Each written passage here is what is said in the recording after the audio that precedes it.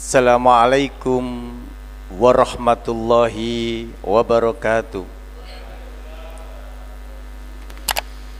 Innal hamdalillah nahmaduhu wa nasta'inuhu wa nastaghfiruh wa na'udzu billahi min syururi anfusina wa min sayyiati a'malina. May yahdihillahu fala mudhillalah wa may yudlilhu fala hadiyalah. Asyhadu an la ilaha illallah wahdahu la syarikalah wa asyhadu anna Muhammadan abduhu wa rasuluhu la nabiyya ba'da.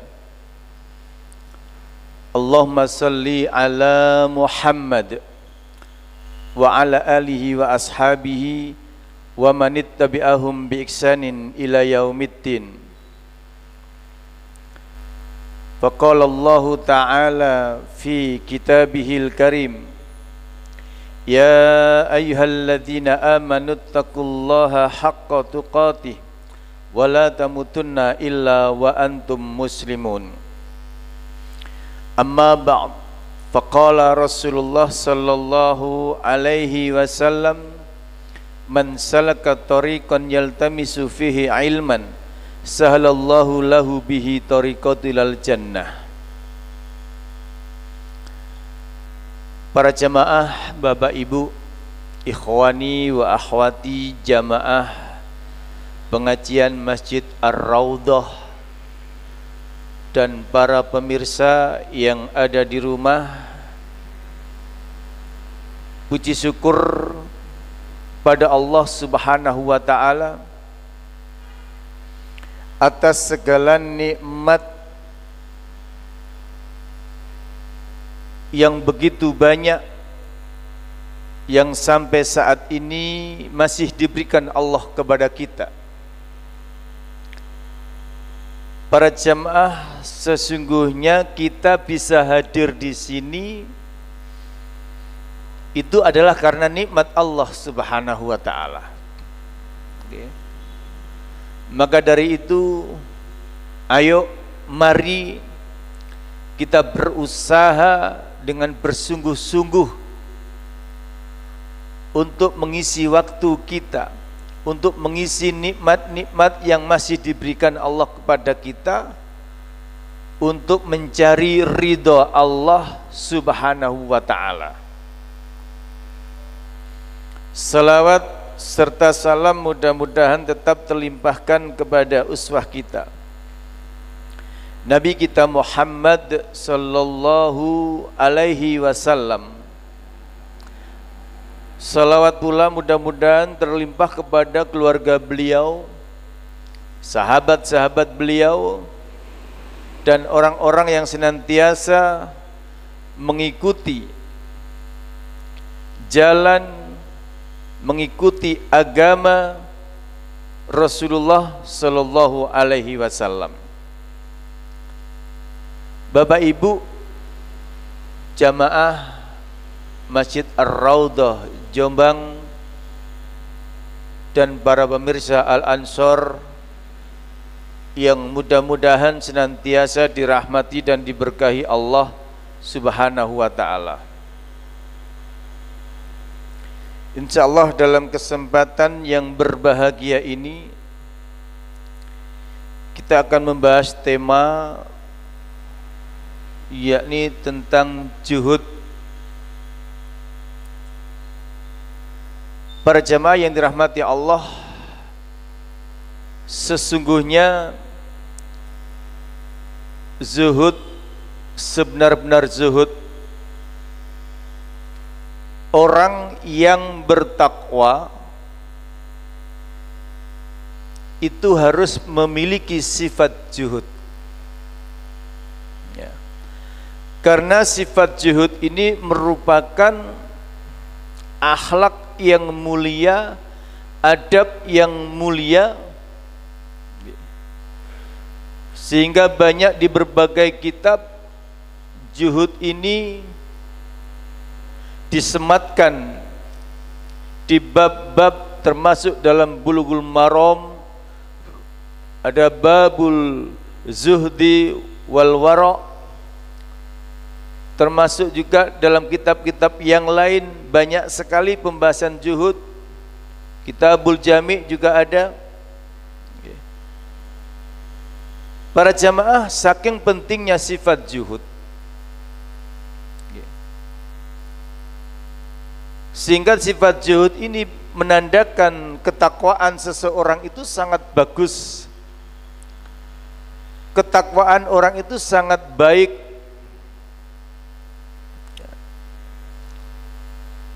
Mari kita baca sebuah hadis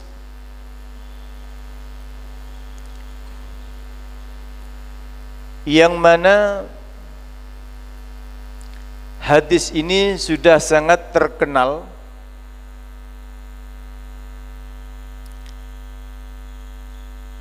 Hadisun Sahl bin Sa'din radhiyallahu anhu. Para jamaah, As-Sa'idi Al-Ansari Al-Khuzraji, sahabi abuhu Sa'din ibni Malik, sahabi wa huwa sahabi radhiyallahu anhuma, dari sahabat Sahal ibnu Sa'id. Dia berkata, anna rajulan, sesungguhnya ada seorang laki-laki, qala berkata, ya Rasulullah, wahai Rasulullah sallallahu alaihi wasallam, dullani ala amalin, tunjukkan kepadaku suatu amal yang idza amiltuhu, kalau aku melakukannya, ahabbani Allah, maka Allah bakal mencintai aku. Wa ahabbaniyan nas, dan juga manusia mencintai aku. Jadi para jamaah, sahabat-sahabat itu, mereka itu kalau ada sesuatu yang tidak dimengerti atau sesuatu yang sangat penting, ya, mumpung ketemu Rasulullah, mereka bertanya. Dan perkara ini sangat bagus sekali, perkara yang katanya di sini, tunjukkan kepadaku suatu amalan yang jikalau aku kerjakan, ya, maka Allah akan mencintai aku dan manusia juga mencintai aku. Ini para jamaah, ya, dalam kehidupan kelompok sampean dicintai itu sangat penting, apalagi dicintai oleh Allah Subhanahu wa ta'ala. Begitu juga sekarang kita hidup di dunia, kita ingin dicintai manusia. Ketika Rasulullah ditanya seperti itu, faqala, beliau menjawab, ishad atau ishad fid dunya yuhibbakallah. Kata Rasulullah sallallahu alaihi wasallam, juhudlah kamu di dunia, maka Allah akan mencintai kamu. Wazhad fima indan nasi yuhibbukan nas, dan juhudlah kamu kepada milik manusia. Juhudlah kamu dari apa yang dimiliki manusia, sehingga kamu akan dicintai manusia. Para jamaah yang dirahmati Allah Subhanahu wa ta'ala, juhud, mungkin ini sering kita dengar, dan banyak orang salah mengertikan. Ya, zuhud itu artinya memindahkan,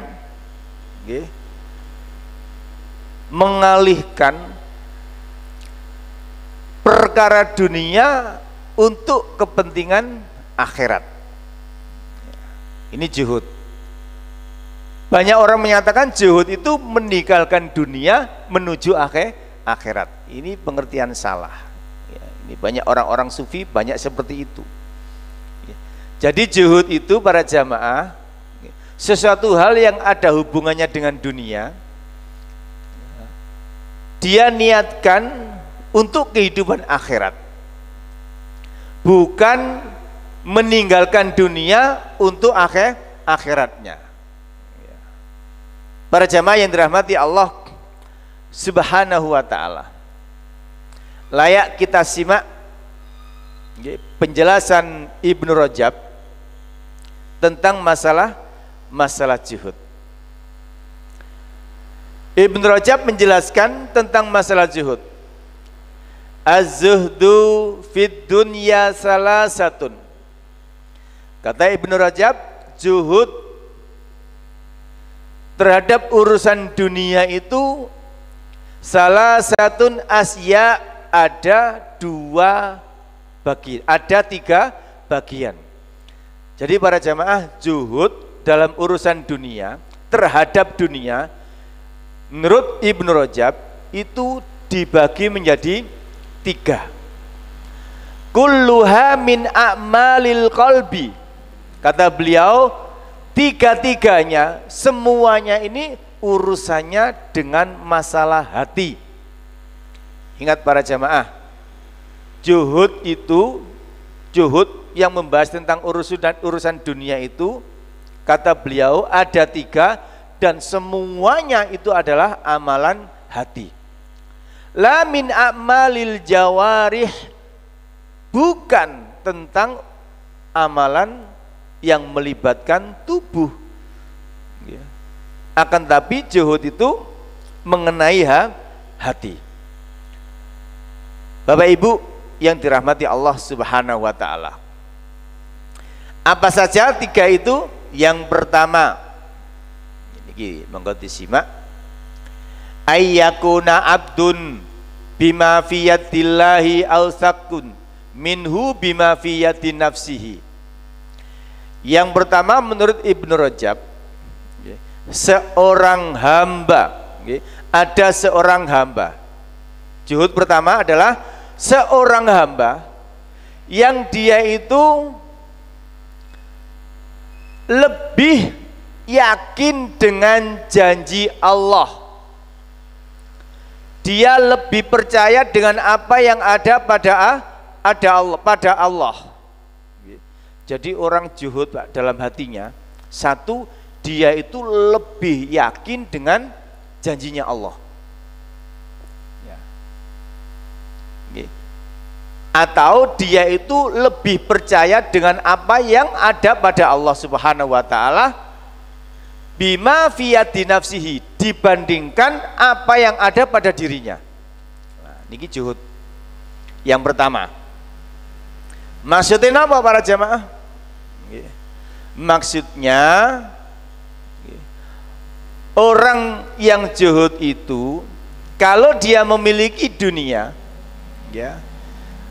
ketika ada panggilan untuk infak, dia enggak eman. Ketika ada sesuatu yang melibatkan mengurangi hartanya, dia itu tidak eman, tidak takut uangnya habis, tidak takut hartanya habis.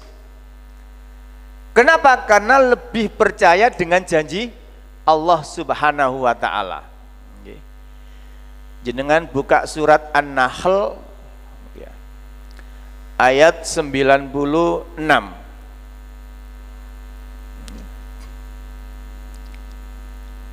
Surat ke-16 para jamaah. Surat ke-16 ayat 96.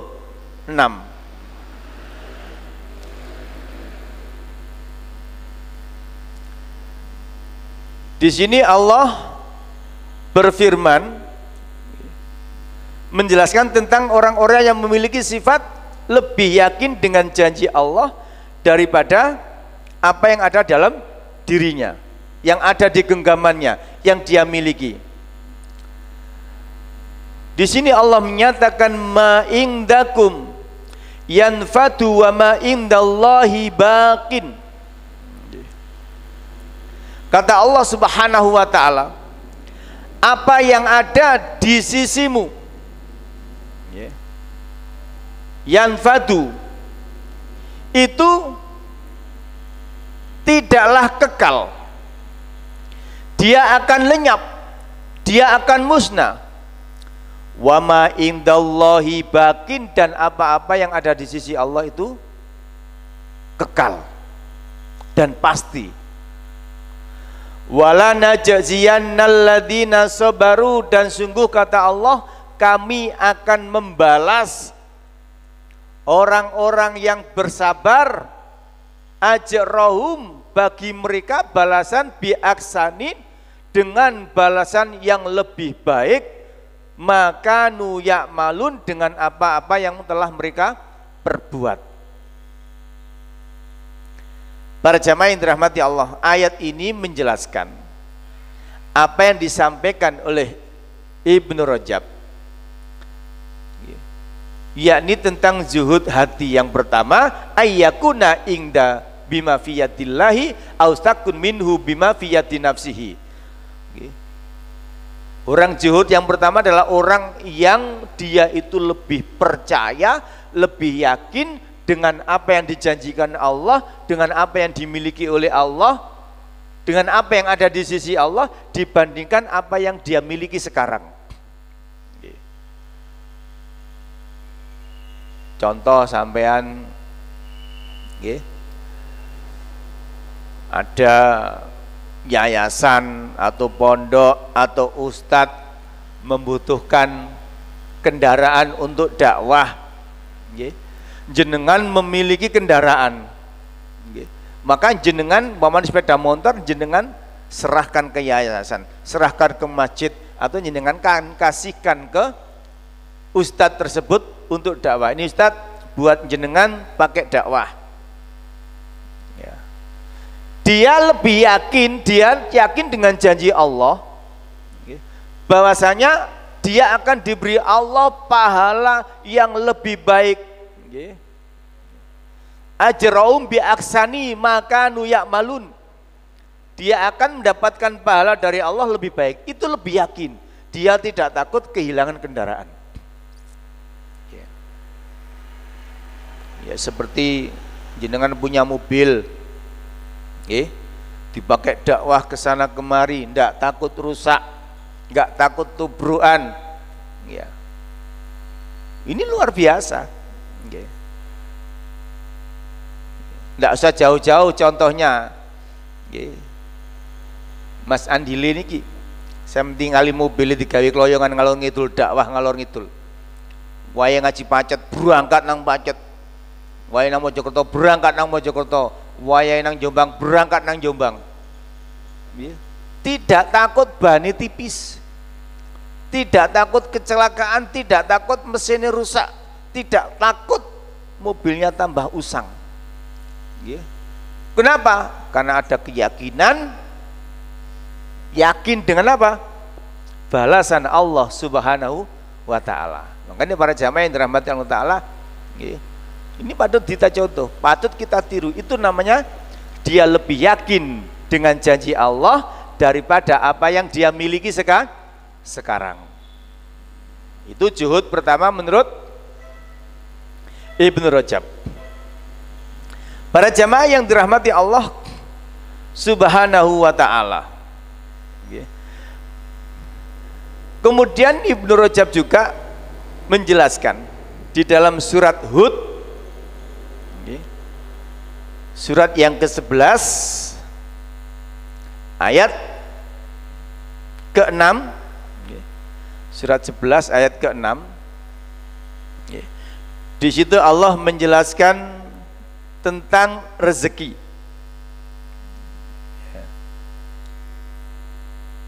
Saya menulis surat Hud surat ke-11 ayat ke-6. Wa ma min dabbatin fil ardi illa 'alallahi rizquha.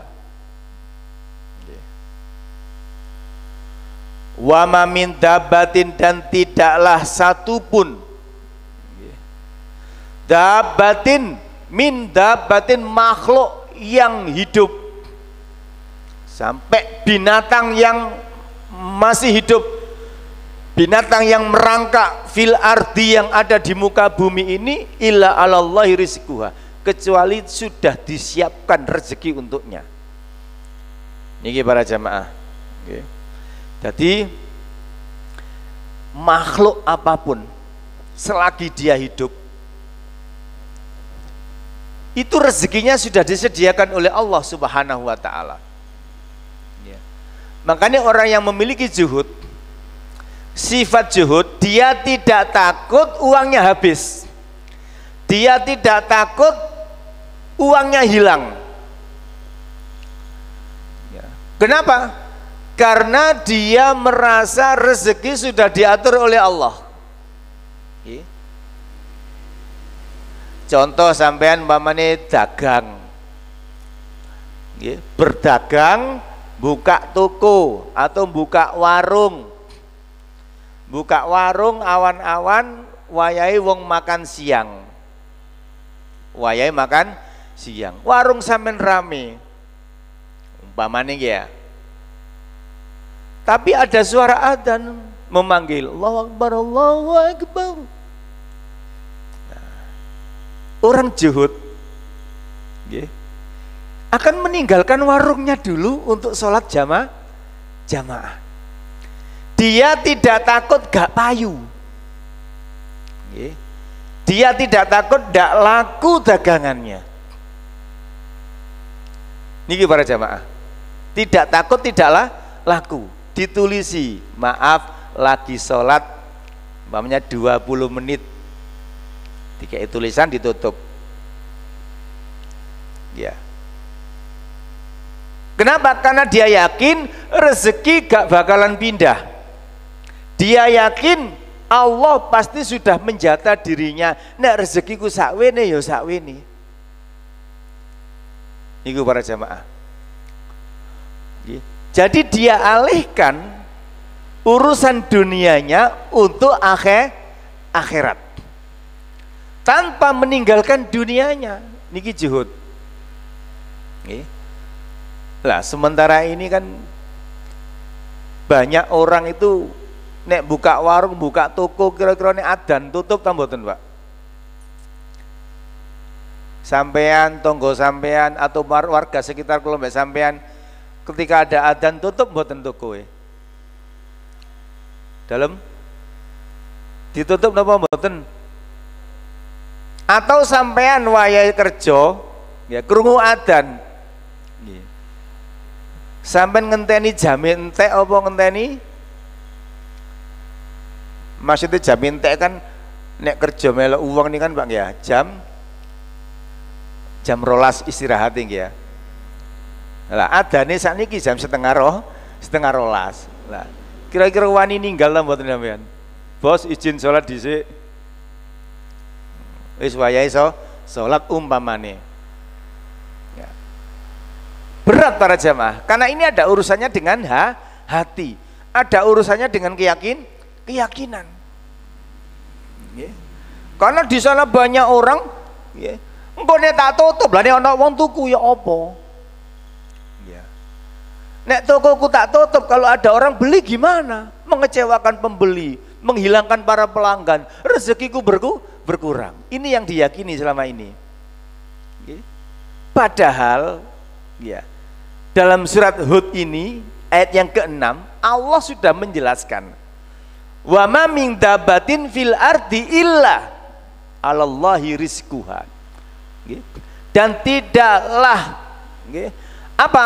tidak satupun makhluk yang ada di muka bumi ini, tidak satupun, sampeyan tingali berapa banyak makhluk pinggir sampean mawon ya,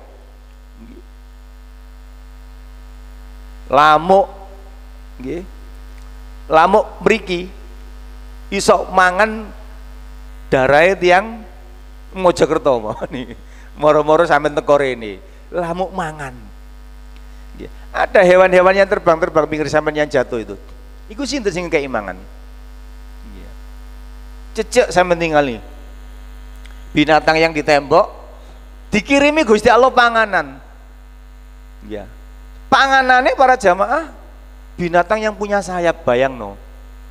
Ya, moro dewe itu binatang, ya, binatang yang nggak punya akal saja nggak takut kehilangan makanan. Sedangkan kalau mbak sampean makhluk yang sempurna dengan wajah yang sempurna, laqad khalaqnal insana fi ahsani taqwim, ya, yang disertakan kalau mbak sampean akal pikiran, iso milih-milih penggawean, ya, iso golek bayaran sing luwe akeh, iso berhenti, iso lanjut sak karep kalau mbak sampean. Diuji oleh Allah, kita memiliki sifat juhud atau tidak. Karena sifat juhud itu ada hubungannya dengan hati, makanya berat, sangat berat. Para jamaah yang dirahmati Allah Subhanahu wa ta'ala, dan ini membutuhkan keyakinan yang sangat kuat.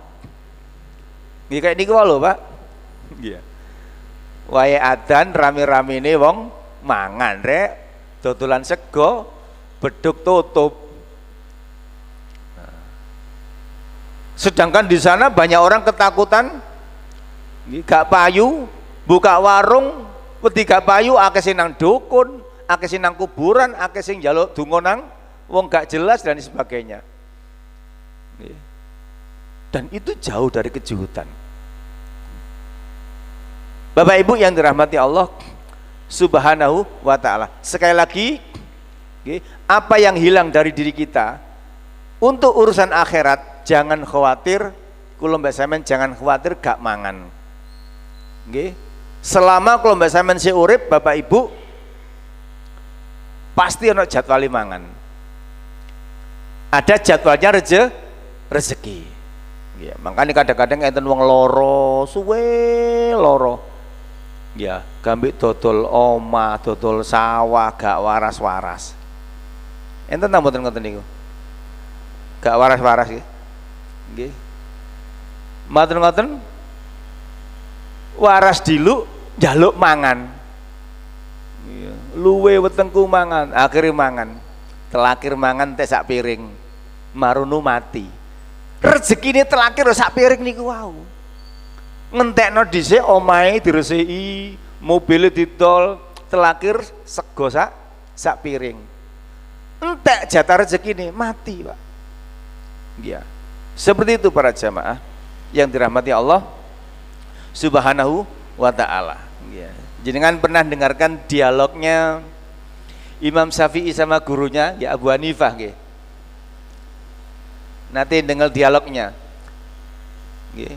Jadi dua imam ini nggih. Imam Syafi'i sebagai seorang murid, Abu Hanifah sebagai seorang guru berdialog mengenai rezeki. Jarine Abu Hanifah, rezeki iku gak didoleki teko-teko dhewe. Ya. Jari Imam Syafi'i, ya mboten ngoten guru, rezeki itu harus dicari. Ya. Jari Abu Hanifah, gak usah didoleki, moro-moro dhewe. Nek memang rezekimu mesti teko. Ya. Jari Imam Syafi'i, ya ndak bisa, harus dicari. Jadi guru ini pada debatnya, ya, saling mempertahankan pendapatnya. Abu Hanifah, rezeki ku nek wayahe rezeki pasti moro. Nek Imam Syafi'i kudu didoleki. Nggih. Maksudnya apa para jamaah? Nek wayahe rezeki itu gak mungkin pindah. Akhirnya dua orang ini antara guru dan murid, ya, berbeda pendapat. Imam Syafi'i akhirnya izin metu, izin Abu Hanifah. Kalau tak medal riyen guru, metu saya melaku karepe golek penggawean, golek uang sing gelem dibantu. Adana menemukan orang yang butuh bantuan, insya Allah menaikkan, ngusungi kurma, dinaikkan ke kendaraan. Pak, mau nggak saya bantu? Nanti saya gaji kurma nggak masalah. Oh, nggih monggo. Akhirnya dibantu sama Imam Syafi'i. Ya, Imam Syafi'i bangga. Pendapatku sing bener. Ya, rezekiku kudu didoleki. Loh, saiki aku oleh rezeki. Ya. Akhirnya dia dapat bayaran kurma. datang ke Abu Hanifah dengan rasa bangga. Dudono nek gak kerja gak oleh duit, nek gak kerja gak oleh kurma. Ya, akhirnya datang ke Abu Hanifah dengan sifat bangga, nggih, dituduhno. Ini guru, pendapat saya. Nggih, saya tadi begini, akhirnya dapat gaji kurma. Ya. Ini kalau ndak dicari guru, kita nggak berusaha, nggak dapat guru. Iya ta? Iya, ini kenyataannya saya dapat kurma. Ayo guru, sekarang kita makan bareng-bareng. Akhirnya dimakan bareng-bareng. Ya. Akhirnya Abu Hanifah guyu, ya. Alhamdulillah, ternyata pendapatku yang benar. Ya. Loh, apa maksudnya guru? Aku kan ndak nyari. Ya. Aku ndak nyari, ternyata aku juga makan kurma loh, datang sendiri kurmanya. Ya, ini dialog antara guru dan ya. Jadi Imam Syafi'i sing kerja, Abu Hanifah sing melok nikmati. Akhirnya apa? Dua-duanya diambil jalan tengah. Ya. Intinya dua-duanya bener. Tapi para jamaah, intinya kalau memang sudah rezeki, gak mungkin pindah. Ya. Pasti teko. Kayak Abu Hanifah mau, pendapatnya begitu, ternyata rezekinya datang. Sehingga sapa? Abu Hanifah sing musuh debatnya. Sehingga Imam Syafi'i musuh debatnya. Ternyata dia yang membawakan. Loh, ayo guru dimakan bareng-bareng. Loh, rezeki moro dewi loh kan. Para jamaah yang dirahmati Allah, intinya para jamaah, orang zuhud itu ndak khawatir kehilangan uang, ndak khawatir rezekinya diambil orang, karena dia yakin kalau memang rezekinya pasti akan dia miliki. Kalau bukan, pasti hilang. Ya. Kemudian yang kedua, ya, berkata Ibnu Rajab, zuhud yang kedua, yakni ayyakunal abdu idza usibu bi musibatin fid dunya min dihabin aw walatin wa ghairi dzalik kana arghabu fi sawabillahi mimma dhahabin minad dunya.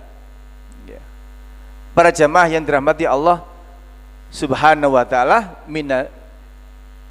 minad dunya ayyabkalahu. Menurut Ibnu Rajab yang kedua,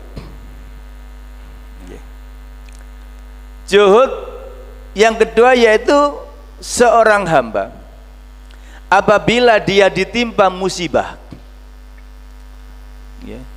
ketika ia ditimpa musibah dengan musibah dunia, fid dunyahu, urusan dunianya ditimpa musibah, hal-hal dunianya itu kena musibah, min dihabin, dari hartanya, mas-masani hilang, dunyone hilang, wawaladin, ditimpa anaknya meninggal, anaknya meninggal, atau orang yang dicintai meninggal, wa ghairi dzalik, dan semisal itu. Kana arghabu fi sawabillahi, orang ini ketika ditimpa musibah, mungkin rumahnya terbakar, mungkin sepedanya hilang, ya, mungkin dia kecelakaan, mungkin anaknya meninggal, istrinya meninggal, atau yang lainnya, dia ikhlas, bersabar, beristirja, ya, dia melakukan itu karena dia lebih berharap dengan balasan dari Allah Subhanahu wa ta'ala dibandingkan hilangnya emas-emasannya, hilangnya dunianya, ya, hilangnya anaknya dipanggil untuk menghadapnya, dan lain sebagainya. Orang ini, ya, ketika ditimpa musibah malah mengucapkan hamidaka wastarja, dia malah mengucapkan alhamdulillah dan innalillahi wa inna ilaihi rajiun. Ini para jamaah, zuhud yang kedua, yakni seseorang nek ditimpa musibah, dia mengucapkan alhamdulillah, baru innalillahi wa inna ilaihi rajiun. Niki para jamaah. Ya. Kira-kira abot napa endeng ngeten Pak? Sampean sepeda sampean hilang, ngomong apa sampean? Nggih. Sampean istrine blonjo. Ya, Pak, aku tak belanja dulu sepeda motoran, cret nang toko. Ya. Mlebu toko, balik moro sepedae ilang. Loh, sepedaku nang ndi? Ngebel bojone. Assalamualaikum, Pak. Kenapa, Dik? Pak, sepedaku ilang, Pak, sepedae, Pak. Ya. Kira-kira wong lanang mau kira-kira sampean paman Pak nggih. Nek bojo sampean mau pedai ilang ditelepon wong wedok, kira-kira jawaban sampean apa? Dalem? Kira-kira jawaban sampean apa? Nggih. Ya apa kok iso ilang? Gak kon kunci ta, Mang? Alarmnya gak dipetek ta? Atau mungkin umpatan-umpatan yang lain. Atau kalau Mbak Samen ngomong alhamdulillah gak apa-apa Bu, anjene duduk rezeki ini. Sing pundi kira-kira Pak? Kalau Mbak Samen ngomong sing ndi, sing ngarep apa sing buri? Sing ngarep nggih. Berarti sifat juhud kalau Mbak Samen sih belum muncul. Ya. Padahal andai kata kalau Mbak Samen ngomong Pak nggih, bojo wau pas kelangan Bapak Ibu panik mboten? Panik napa mboten? Kira-kira ngebel sampean iku mau, ya. Dia itu siap-siap dioring-oring. Engko nang dioring-oring aku rek. Ternyata sampean ngomong alhamdulillah Bu, gak apa-apa. Kira-kira bojo sampean ngomong alhamdulillah seneng ta mboten bojo sampean? Alhamdulillah rek, bek ni dioring-oring aku mang. Mesti ngomong ngono. Nggih ta mboten? Tak kira wae dioring-oring rek, alhamdulillah duwe bojo kok cik apike lho pasti ngoten. Nggih ta mboten? Padahal umpamane sampean moring-moring peda sampean yo gak balik. Makanya penting Pak, niki ati, urusane ati. Sampeyan ngelono bojo sampean marahi, dimarahi istrinya. Nggih. Apa maneh ngomong gak enak. Nggih. Atau sampeyan mengucapkan alhamdulillah maru innalillahi. Itu sama-sama balik apa gak balik? Kira-kira balik apa gak balik? Kan nek kelangan rata-rata gak iso balik, walaupun sampean pun laporan. Ya. Podo-podo gak balik para jamaah, tapi beda efek akibat yang kita dapat. Ya. Nek kalau mbak sampean marah-marah, bojone dioring-oring, satu bojone ya sakno bersedih, ya keduane beda yo gak balik, kemungkinan ngomong elek iso oleh dosa. Yang kedua nek kalau mbak sampean hamidakallah, memuji Allah, hamidallah memuji Allah, kemudian istirja mengucapkan innalillahi, kula mbek sampean oleh pahala, bojone ya tenang ya seneng. Tapi abot Pak, iki urusan hati. Makanya perlu dilatih. Nggih. Makanya disebutkan para jamaah. Ya. Di sini disebutkan. Ya. Ada sebuah hadis. Ya. Jadi para jamaah syariatnya yang pertama nggih, nek kalau mbak sampean kena musibah, itu syariat pertama mengucapkan apa? Alhamdulillah. Itu kalau orang juhud hatinya baik. Kemudian istirja. Istirja itu apa? Mengembalikan urusan kepada Allah dengan mengucapkan inna lillahi wa inna ilaihi rajiun. Itu hadis riwayat Imam Tirmidzi. Ini syariatnya nek kalau mbak sampean kehilangan. Entah kehilangan anak, meninggal atau yang lainnya. Yeah. Coba kira-kira para jamaah, nek ono anak sampean mati, meninggal, biasanya kan diumumno teng masjid utawa musola. Ya, coba sampean coba pisan-pisan.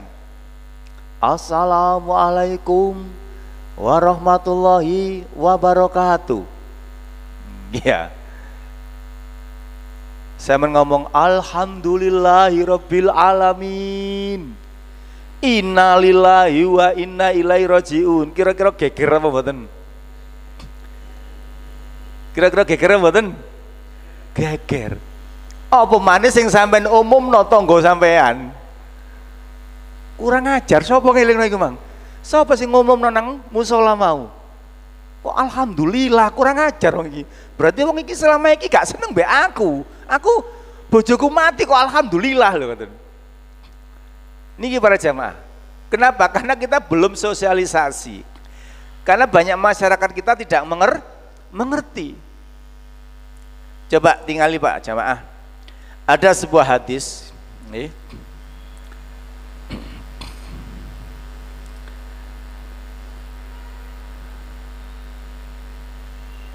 Hadis ini hadis qudsi, dialog antara Allah dan malakul maut. Allah dan malaikat maut. Allah bertanya, ini malaikat maut ini mengambil nyawa seorang anak, Pak. Jadi ada seorang bapak, anaknya meninggal. Kemudian Allah bertanya nang malaikat maut iki, Qabattum waladun abdi, wahai malaikat, apakah kalian telah mencabut nyawa anak seorang hambaku? Qalu na'am. Malakul maut itu para jamaah tidak satu nggih. Kalau Mbak Saman kan mengenal malaikat maut itu jenenge apa? Jenenge sinten, Pak? Israel. Nah, sing benar itu malakul maut. Nggak tahu Israel dari mana nggak tahu. Mungkin dari Israiliyat, nggih. Malakul maut itu ada banyak. Makanya Allah tanya, Qabattum waladun abdi, apakah kamu telah mencabut nyawa anak seorang hambaku?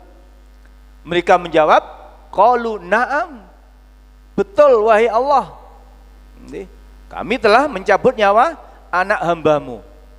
Kemudian Allah tanya lagi, qabattum samarota fu'adah, apakah kamu telah mencabut nyawa buah hati dari seorang hambaku? Ingat para jamaah, Allah menyebut seorang anak itu dengan sebutan apa? Buah hati. Jadi anak itu buah hatinya orang tuanya. Apakah kamu telah mencabut nyawa buah hati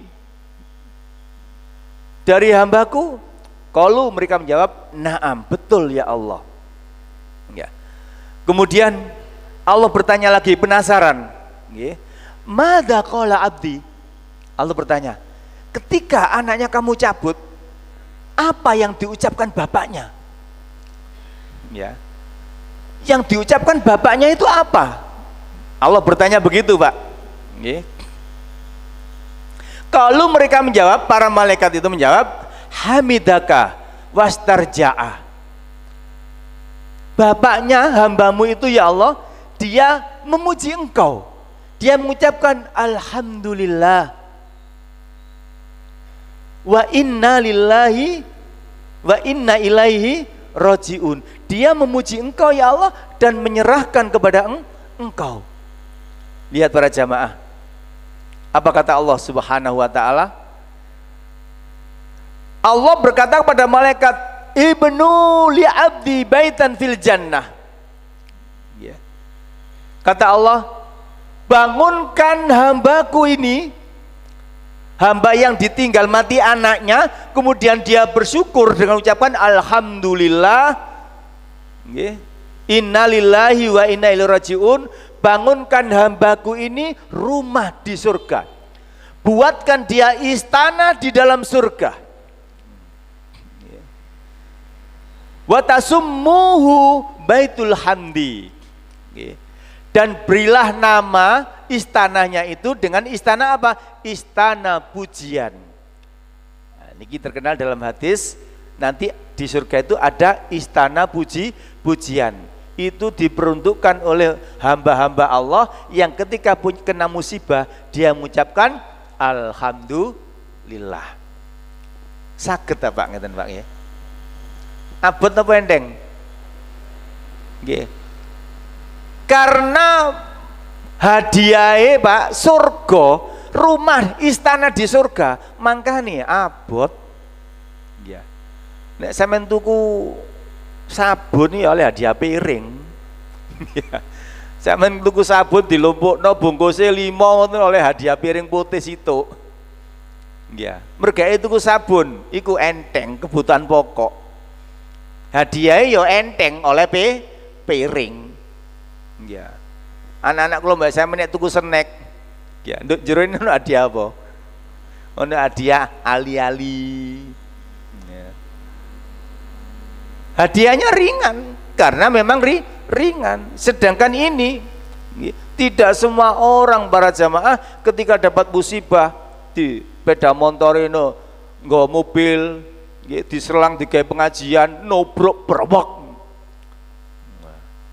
ditelepon Mas sepurone mobilnya nobrok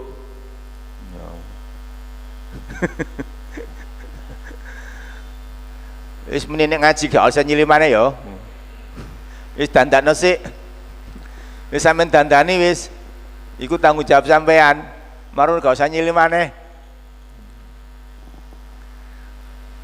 Padahal nek kula mbak sampean alhamdulillah innalillahi wa inna ilaihi rajiun dibangunkan istana di surga. Luar biasa. Nggih. Dan kula mbak sampean nggih punya mobil yang dipakai ngaji ngalor ngidul atau dipakai jamaah barengi kanca-kancane ngaji nobrok depos itu nanti bisa jadi saksi di akhirat.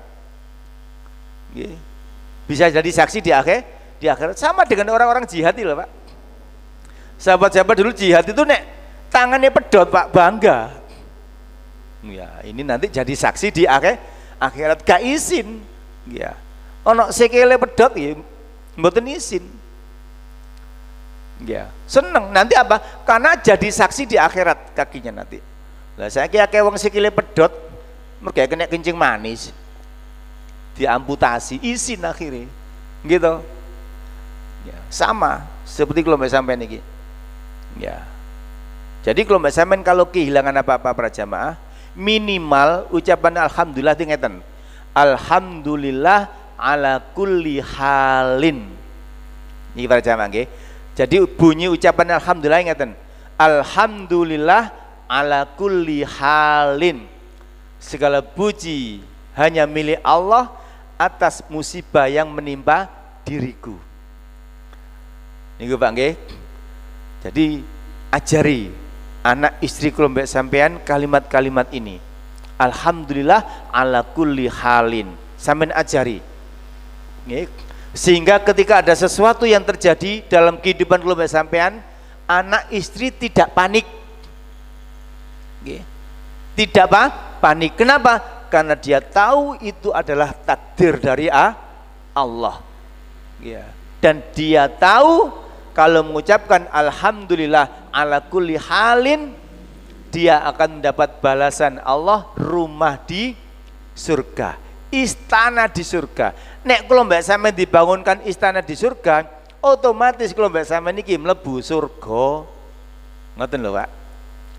Ya. Maka dari itu para jamaah yang dirahmati Allah Subhanahu wa taala, sekali lagi syariat ajaran kita nek kena musibah dikongkon innalillahi disuruh memuji Allah dulu baru istirja. Bunyi pujiannya alhamdulillah paling pendek atau alhamdulillah ala kulli halin ala kulli halin wa inna lillahi wa inna ilaihi rajiun. Niku para jamaah. Nah, iku sing nomor kalih. Ya, nomor siji mbek nomor loro padha abote. Nggih, padha abote. Tapi jaminane oleh hadiah bonus istana di surga. Sing nomor 3. Yang nomor 3.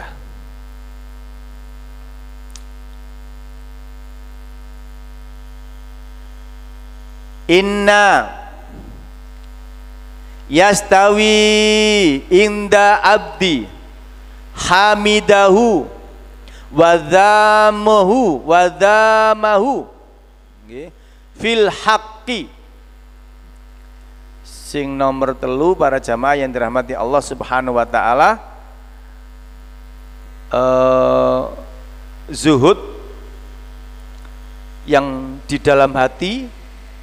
Zuhud hati nomor 3 menurut Ibnu Rajab, kata beliau, sesungguhnya sama saja seseorang dia itu dipuji atau dicela, dia tetap di jalan kebenaran, ya. Dielem apa diceladu uwong, dia tetap tidak berubah. Niki para jamaah, iki yo angel koyo ya. Angel lah mboten ngaten niki para jamaah. Sampean dipuji ya utawa diceladu tetap sampean ngamalno. Ngapunten para jamaah, dua kalimat ini tidak akan terlepas dari kehidupan kelompok sampean. Nggih ta mboten? Sampean nglakoni apik diomong uwong, nglakoni elek juga diomong uwong. Nggih ta mboten? Ya, sampean apa maneh nglakoni elek. Ya. Karena dalam kehidupan kelompok sampean ana uwong sing seneng mbek kelompok sampean, itu pasti. Dan ada orang yang tidak senang, itu pasti. Ya. Makanya sampean itu kalau melakukan kebaikan, wis nglakoni apik, kok ono sing ngelokno, ada orang yang mencela, ya. Itu karena dia tidak senang kali ku mbak sampean. Walaupun yang sampean lakoni ku apik. Ya. Makanya kalau mbak sampean harus apa? Menjaga hati, zuhud di dalam hati, ya, supaya kalau mbak sampean tidak senang dipuji orang.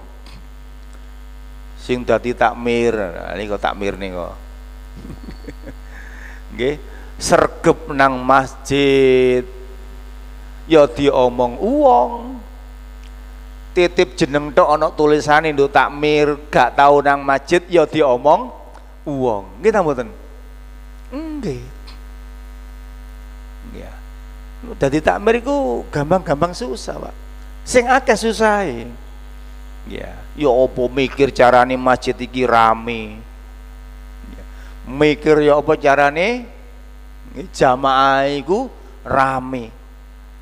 Sami pengajian iku rame, ya apa carane pengajiane rame.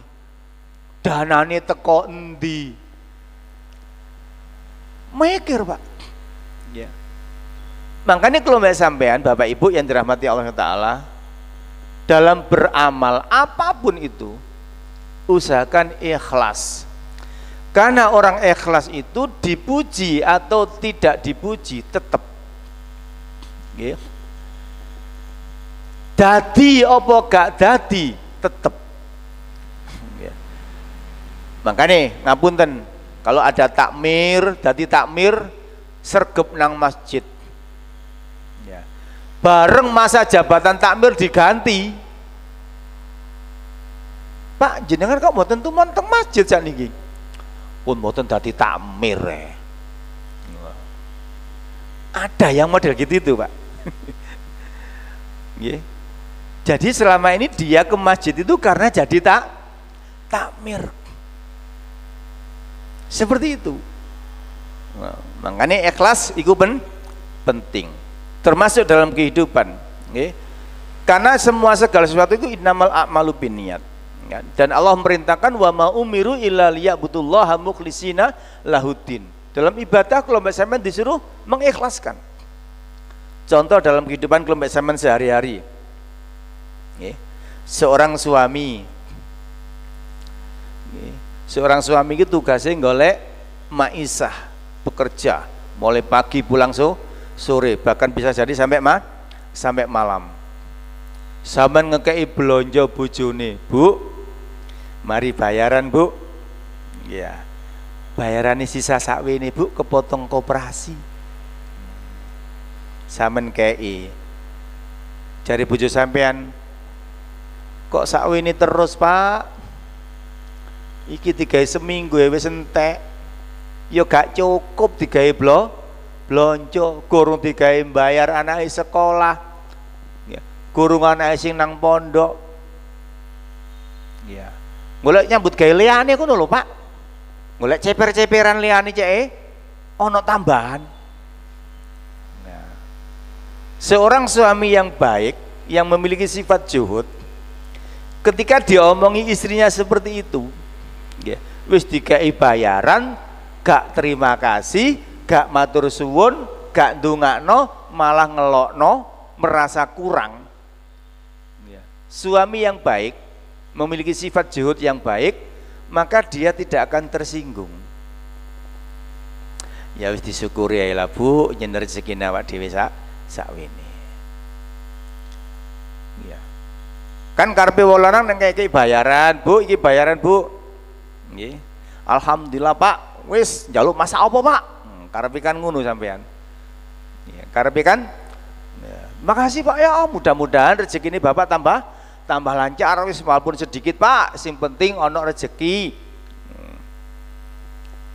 Karep kula mbek sampean nak ngono sih, malah dilem bojoku ganteng rek tanggal 6. Nah, kayak bayaran dilem. Kan karepe kula mbek sampean dikai kepingin dipuji. Ya. Tapi orang yang baik tidak butuh bah aku dipuji atau tidak dipuji. Ya, tetap baik napa? Menjalankan tugasnya sebagai seorang suami. Ya. Begitu juga dengan seorang istri. Ya. Ngapunten ibu-ibu yang ada di rumah. Ya. Para istri, ya. Ahad, ya. Biasanya tangi sakdurunge subuh ibu-ibu. Ya. Sakdurunge subuh nyiapno masak, ngodok banyu sik.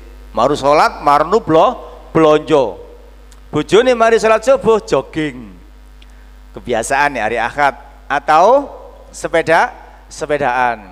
Bojone masak, sing wedok masak, ibu-ibu masak, nggo wetu blonjo lengkap, masak sing enak. Senengane bojoku rek iki rek. Ya, mumpung prei tak masakne sing enak dimasakno. Nggih.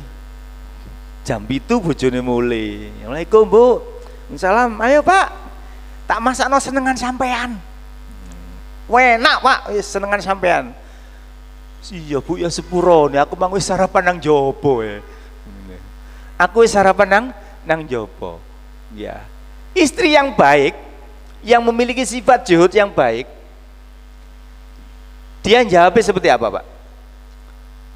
Nggih pun Pak nek ngoten, nggih engko dipangan awan ya kenek kok gak apa-apa wis. Bisa dimakan nanti siang. Nek orang istri yang nggak baik, nggak memiliki sifat zuhud yang baik, walah Pak, peyaniku dimasakno tuwas tangi sakdurunge subuh. Ya, keloyongan blonjo tak masakno enak-enak. Mulai ada nang wis mangan nang jaba. Ya. Roh ngono gak tak masakno. Rungono gak tak masakno Pak sampean iki. Iya. Wis kapok aku meni gak tak masakno maneh pean. Wis mangan nang jaba kono wis. Nah, para jamaah ini enggak perlu. Seseorang yang baik tidak perlu dipuji. Nggih, tidak perlu dipuji. Kenapa? Karena itu enggak butuh kita. Ya. Kalau mbak sampean tidak butuh. Kenapa? Allah Maha tahu. Kemudian para jamaah yang dirahmati Allah Subhanahu wa taala,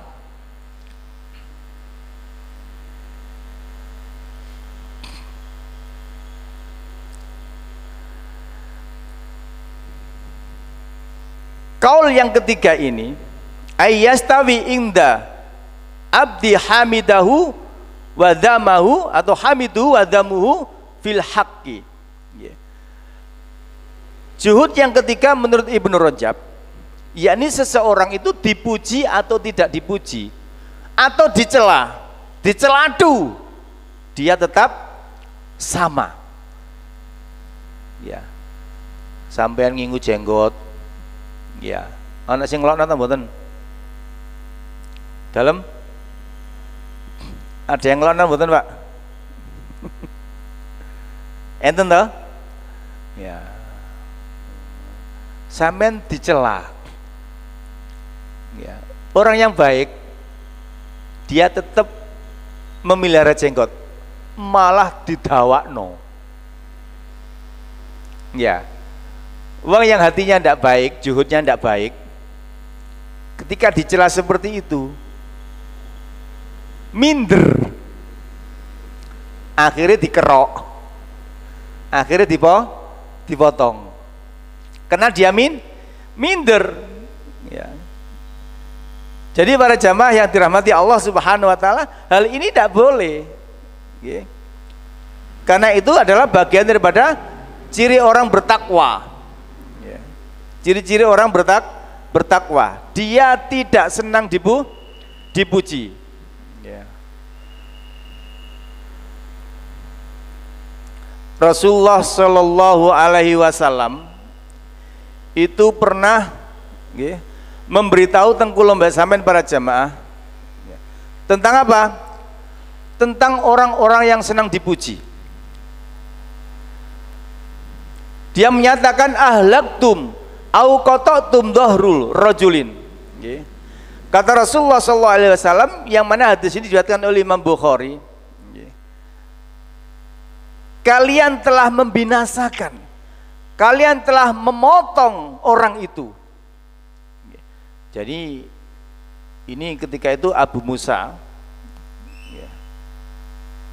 berkata, bercerita Rasulullah SAW mendengar seseorang pria yang senang dipuji. Dia itu senang dipuji. Jadi para jamaah, nek kula mbak sampean senang dipuji, maka itu sama halnya orang yang memuji ini memotong leher temannya. Ya. Kemudian dalam riwayat yang lain Umar pernah berkata, aqartar rajula, aqartallah. Okay. Engkau telah menyembelih temanmu. Okay. Semoga Allah menyembelihmu. Maksudnya ada seseorang yang memuji orang lain, memujinya itu berlebihan, Pak. Jari Umar, engkau telah menyembelih temanmu. Semoga Allah menyembelihmu. Jadi para jamaah kalau mbak sampai tidak boleh memuji berlebih-lebihan. Lah, kalau memuji sekedarnya boleh apa enggak? Boleh. Sekedarnya. Makanya kita lihat dulu. Orang-orang Yahudi berlebih-lebihan dari memuji Uzair sampai Uzair itu dijuluki apa? Uzair ibnullah. Uzair anaknya Allah. Orang-orang Nasrani berlebih-lebihan di dalam memuji Nabi Isa sampai mereka mengatakan Isa ibnullah. Orang-orang dahulu zamannya Nabi Nuh, mereka berlebih-lebihan memuji para ulama, para tokoh, sehingga ketika para ulama tokohnya mati, ya mereka dikunjungi, diziarahi, dimintai berkah, takarrub, ditawasuli, dijadikan berhala. Nah, makanya kesirikan pertama kali terjadi di zamannya Nabi Nuh. Kenapa? Karena lama ghalau fis solihin, yakni ketika orang-orang zaman dahulu berlebih-lebihan terhadap orang soleh. Para jamaah yang dirahmati Allah Subhanahu wa ta'ala, kalau memuji sekedarnya, Masya Allah Bu, masakan pen kok enak, boleh. Masya Allah Bu, pen kok ayu dino iki mang, boleh. Bapak nek gawe klambi iki pantes ketok nggo wanteng rek.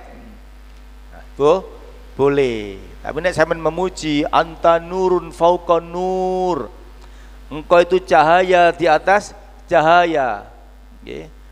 Memuji-memuji yang berlebih-lebihan ndak boleh, yang bukan haknya dikasihkan ke orang, ya, haknya Allah tapi dikasihkan kepada orang lain, ya. Atau menyebut Nabi Muhammad itu penyembuh hati, penyembuh segala penyakit, nah, itu tidak boleh, ya, itu dilarang, okay. Dan Rasulullah itu juga tidak senang dipuji. Para jamaah yang dirahmati Allah Subhanahu wa taala, sekali lagi, okay, orang yang memiliki sifat zuhud yang baik, dia itu tidak senang dipuji, ya. Dalam beramal ibadah, dalam berbuat, dia itu juga tidak kendor ketika dicela. Ingat, wah ibu, sampean dicelatu sapa wae, nek itu kebaikan terus jalan. Ya. Sampai nek dielem sirahe ndase ojo gede. Nek delokno dicelatu diancam, jangan berkecil hati. Tetap jalan istiqomah. Ikhwani wa akhwati, ini yang dapat kita kaji pada malam hari ini. Jadi ingat, okay, saya simpulkan biar tidak lupa, zuhud bukan berarti meninggalkan urusan dunia pindah ke urusan akhirat, ya. Bukan berarti nek wong zuhud itu kudu ninggal bojone, ya, nyepi nang guwa, nggih, nang badepokan, nyepi nunggu kuburan, itu bukan zuhud itu, nggih.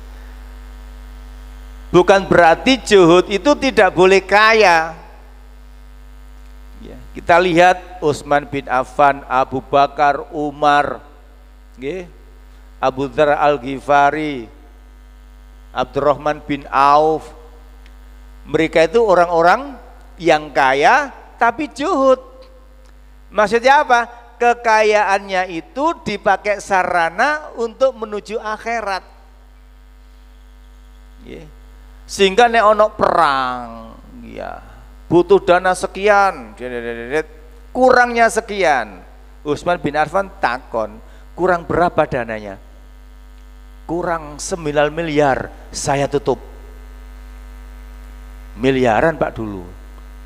1000 kuda, 1000 onta, ya, 4000 dinar, ngoten. Sahabat-sahabat nek nyumbang niku, ya, dirupano saiki triliunan Pak, ya. Jadi kekayaannya itu untuk agamanya. Masalahnya apa? Karena kita ini para jamaah juga butuh uang, digawe umroh nganggo duit mboten, digawe haji, digawe sedekah, ya, untuk menghidupi anak istri, orang tua, menyekolahkan anak dan lain sebagainya, membantu saudara-saudara, membantu fakir miskin, membantu yatim piatu, ya. Itu zuhud. Jadi zuhud itu bukan berarti tidak boleh kaya. Kalau bisa kaya, tapi salurkan kekayaan kita itu untuk kehidupan yang kekal. Ini pengertian zuhud, ya. Kemudian para jamaah, Ibnu Rajab membagi 3, yakni pertama, seseorang yang dia itu lebih yakin dengan janji Allah daripada apa yang dia miliki, ya. Ya, dia punya HP, okay. Ada sebuah apa ya, butuh HP, yayasan digawe komunikasi sing nunggu kandho HP, tak tukon HP utawa HP ku PN aku tak tuku maneh. Karena dia tahu ini penting, yayasan ini butuh laporan, tak tukoni laptop rek, tak tukoni komputer rek, ya, biar dipakai kan kantor sebuah masjid, sebuah yayasan. Dia tidak takut kehilangan uangnya, ya. Kemudian sing nomor kali, ya, seseorang yang ketika ditimpa musibah, ya, tentang dunianya, rumahnya kebakar, kendaraannya hilang, uangnya hilang, emas-emasannya diperampok, ya, atau anaknya meninggal dan lain sebagainya, ya, dia mengucapkan alhamdulillah ala kulli hal. Kemudian istirja, innalillahi wa inna ilaihi rajiun. Ya, orang seperti ini jaminannya dibuatkan bonus istana di surga. Ya, kemudian yang terakhir menurut Ibnu Rajab adalah seseorang yang berbuat baik, dia dipuji atau dicela orang tetap menjalankan kebaikan tersebut. Ya, ini yang dapat kita sampaikan di malam yang mulia ini. Mudah-mudahan ada berkah dan manfaatnya. Okay. Ada pertanyaan nih? Sampun bengi nggih? Sampun, insyaallah. Mudah-mudahan para jamaah apa yang kita lakukan malam hari ini semakin menambah keimanan kita kepada Allah Subhanahu wa taala dan semakin kecintaan kita dengan kehidupan akhirat dan juga semakin termotivasi untuk mencari dunia tapi untuk kehidupan akhirat kita. Kita tutup dengan kafaratul majlis. Subhanakallah bihamdika asyhadu alla ilaha illa anta astaghfiruka wa atubu ilaik. Wallahu a'lam bishawab. Assalamualaikum warahmatullahi wabarakatuh.